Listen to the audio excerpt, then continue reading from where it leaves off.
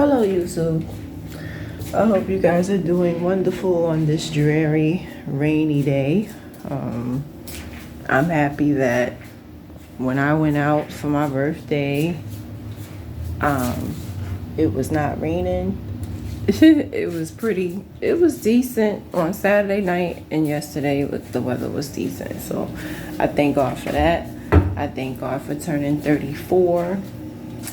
I thank God for many blessings that I will receive this year. God knows the desires of my heart. I've prayed for direction, and that's what the old folks will always say. Pray for direction. Pray for where God wants me. Because I feel like what's meant to be will be. Regardless of what I do, regardless of whatever, God allows certain things to happen at a certain time in God's timing, not our timing. So my current job where I'm at is a reason why I'm there. Is a reason why I wasn't gone 5 months ago, or God knows what he's doing. So I just let him do what he needs to do. Two things. I just want to share. God was just saying, pray for your mother, pray for your mother. And I don't normally do that. Not saying that I hate my mom, but I love her from a distance. And that's something that I'm not ready to talk about on my channel, but I love her from a distance, and I inform others to do the same, because you have to keep your peace. Mental health is very important, and anyone who disrupts that, or anyone who can't respect boundaries and stuff like that, you have to love a person from a distance. That doesn't mean you don't love them, but you have to love them from a distance. Seeing somebody once or twice a year, nothing wrong with it.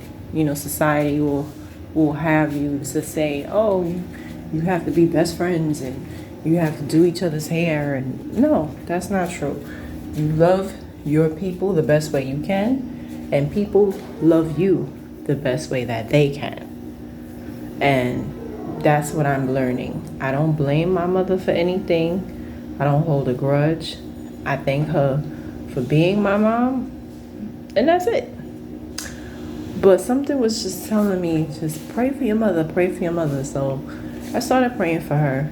And then Jamal Bryant on Instagram was like, pray for mothers, pray for mothers. So there's something going around. That means that was the Holy Ghost talking to me, because it was confirmed by Jamal Bryant. By the way, he's y'all already know, anointed. When I say anointed, like, he can say something and it's just like, I'll just start crying, because it's just too much. It's just, him and TD Jakes, they're just very, very powerful men of God.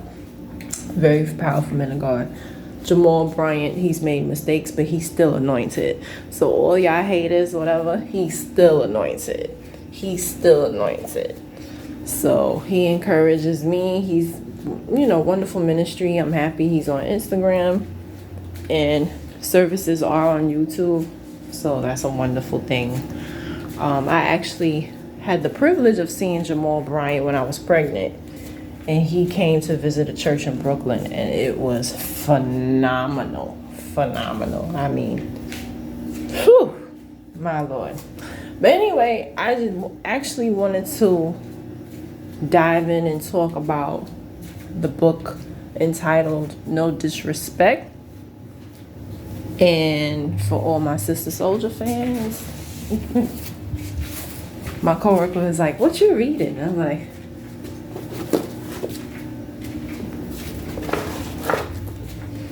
this is, you have to, not just black women, but women in general. If you want a good book to read, of course my book, but No Disrespect. Sister Souljah. And I think I also need to write a book about my experiences because it could help someone else. And the things that Sister Souljah has went through with her mother, with her first love, it's very relatable. And I wanted to talk about that.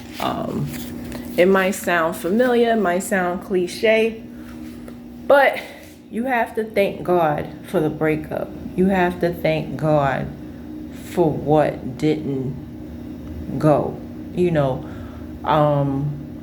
So this takes for Sister Souljah, chapter 2, Nathan. He did a disappearing act on her. He basically ghosted her. They were platonic friends, and during that stage, she fell in love with him, which is quite possible. Fell in love with him, and he disappeared. So she didn't want to seem thirsty, so what happened was she at first did not call, did not text, didn't do anything, and they bump into each other again. So then he's like, oh, my bad, da da da. Then they end up cool again. What makes it a little confusing is they went from platonic friends to then the next sentence she's like, oh, he was my man, I was his woman. She doesn't really talk about how it went from platonic friends to that. Usually is, she didn't say when he asked to be the girlfriend, boyfriend, girlfriend. She doesn't get into that. She just was, it's platonic friendship. Next thing is candlelight something, and then it's like, I was his woman, he was my man. So it's like, okay, Sister Souljah, boom. Nathan was from her college. He was a senior, she was a freshman, and he was just every woman's dream come true. He was cultured, he was educated, he was spiritual, he was Muslim, he prayed, he was a man of prayer. Just everything that we want as, well, for me, what I would want as a woman, that's what Nathan was. So they date for 3 months, and she's at his house every day. Like, they're getting really serious, they're getting hot and heavy. And so one day, she doesn't hear from him, and she pops up at his house, which is something I don't really agree with, but whatever. She pops up at his house. His sister is telling her he ain't here, he don't, no. She said he's praying. Sister was like, he's praying. And then she gets in the room, and he really is praying, and he's like, you're disrupting me, like very coldly, you're disrupting me, whatever.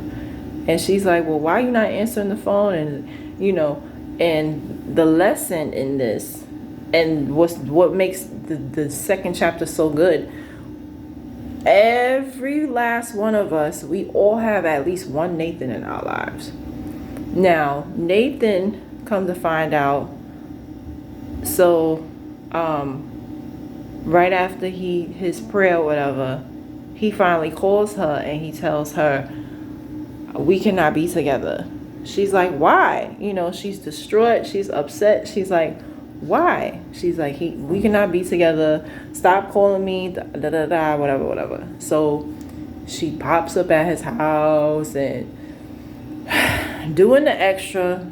Something, me personally, I've never done that. And it's funny, me and my homegirl was just talking about the other day. I was like, I'm too lazy to be popping up at somebody's residence or work. Like, that's just whatever. But Sister Souljah, this is what she did. She popped up at his job. She figured he'd get out at 5. She's waiting for him, and she didn't see him because, he's avoiding her. So he avoids her. One day she gets a phone call. It says, come get me. So she comes and gets him because she wants to see him. He's drunk and passed out, and she's like, he's at a bar. She's like, what's wrong with you? And I just want to read some snippets from it, because when I read this, so a few months ago, or no, 2 years ago, oh wow, damn, 2 years went by that fast. 2 years ago, I met someone, and it was very brief. He was very strange, to say the least. Very educated, whatever, but he suffered from PTSD. I'm not a psychiatrist, but I know PTSD when I see it. And he read my book, and I read his book. And when I read his book, he in fact went through a lot of childhood trauma, etc., etc. But I digress. So when he read my book, he was annotating. So my son does that. My son goes to a charter school, uncommon charter school, and they teach them to annotate. And I actually started doing that with this book because there's so many. So like the guy that, I talked to briefly, he actually annotated stuff in my book. And I was like, wow, you really like my book? He's like, yeah, there's certain quotes and there's certain things in here that pop out to me. I'm like, wow, okay. So like reading Sister Souljah, I'm starting to do that, underlining things that really pop out to me. I'm putting stars next to it because this is like really, really good. And what makes Sister Souljah, this book, so good, it's relatable. I had this book for at least 10 years, maybe more. And I'm reading it for the second time because my coworker, she's an English teacher, and she said she reads all her books over and over. I said, why? She said, don't you watch movies over and over? I said, yeah. She said, it's good to read a book over and over so you can understand it better, perception, stuff like that. I said, oh, that's true, So me reading this in my 20s, I'm not gonna lie, I thought Sister Souljah was a little crazy. At first, I didn't think the guy existed because the way the chapter 2 is very long.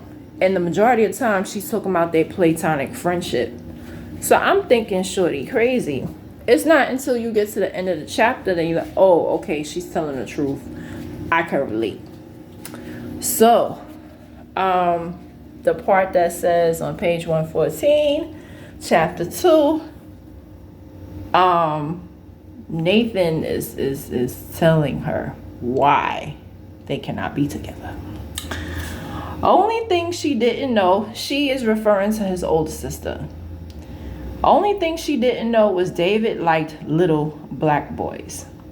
So instead of loving women who didn't seem to love me or have anything decent to say, I loved David, the first person to tell me anything positive about myself at a young and impressionable age. By the time women started to admire me and my blackness, my mind was already twisted and I couldn't relate.